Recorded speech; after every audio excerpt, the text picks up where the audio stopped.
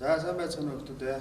8-р ангийн сурагчтай гэрээ нөхцөлд хийх дасгалын төлөв 3 сарын төлөвлөлтийг багш нь та бүхэнд өгсөн байгаа даалгавруулгаж. За энэ дээр 16 тоогоор 3 оролтоор 16 тоонд давтах байдлаар энэ дасгалуудыг гэрээ нөхцөлд өгсөн байгаа. За тэгээд одоо та бүхэнд ямар даалгавар нэмж өгч гэнэ вэхээр за урдны хийсэн дасгалуудаа сэргээн санах байдлаар за зөв буруугаа дүгнээд за багшигаа хийж байгааг хараад за энэ миний хийж байгаа дасгал зөв буруу гэдгээ сайн дүгнэж анхаарч аваарай. За ингээд сэргээн санах байдлаар би та бүхэнд урдны 3 төрлийн өгсөн даалгавраа 3 удаа өөрөө хийж давтаж үзүүлнэ. Та бүхэн тэгээд энийг харж аваарай. За эхний дасгал гар дээр сумэл 1 2 3 за анчнаас эзний дасгал за анчнаас аваад 1 2 3 за мөн анчнаас эргээд 3 дахь дасгал 1 2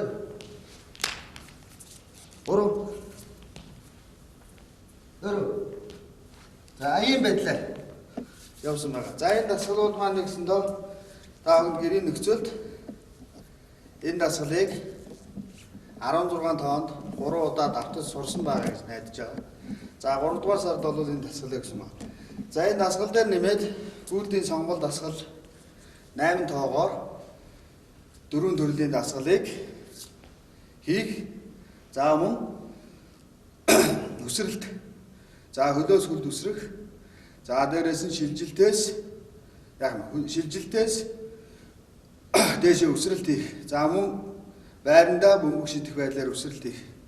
За мөн энэ өсрэлтийн дасгалуудыг бүгдээрээ ингээд энэ 3 дасгал дээр хамт давхар нэмж хийгээж өгдөг. За дараагийн гүйлтийн сонгол дасгалыг бол та бүхэн мэдж байгаа. Бие лаалтан дээр хийдэг. За энэ дасгалуудаа болохоор 8 тоогоор. За эхний дасгал 1 2 3 4 5 6 7 8 2 7 8 за 3 дахь дасгал. За 3 дахь дасгалыг болохоор хөл урагшаа хөлбөд 1 2 3 4 5 4 дахь дасгал 1 2 3 4 5 6 7 8 за энэчнээс 2 дахь дасгал буюу хөл солбож үсрэх 1 2 3 4 5 6 8 за хөлийг сайн анхаараш өгдөө. Хөл бол дан хөлбий дээр хийгдэж байгаа гэдгийг анхаарна. За энийг 8 тоогоор мөн адилхан 3 удаа давтна. За дараагийн дасгал байранда бөмбөг шидэх. За бөмбөг шидэхдээ байранда хөлдөө мөрний хэмжээний зайлшгүй урагш хойш хагас хажууд дэшээ байрлал аваад хичээнээс бөмбөг 8 удаа 1 2 3 4 за ийм байлаа.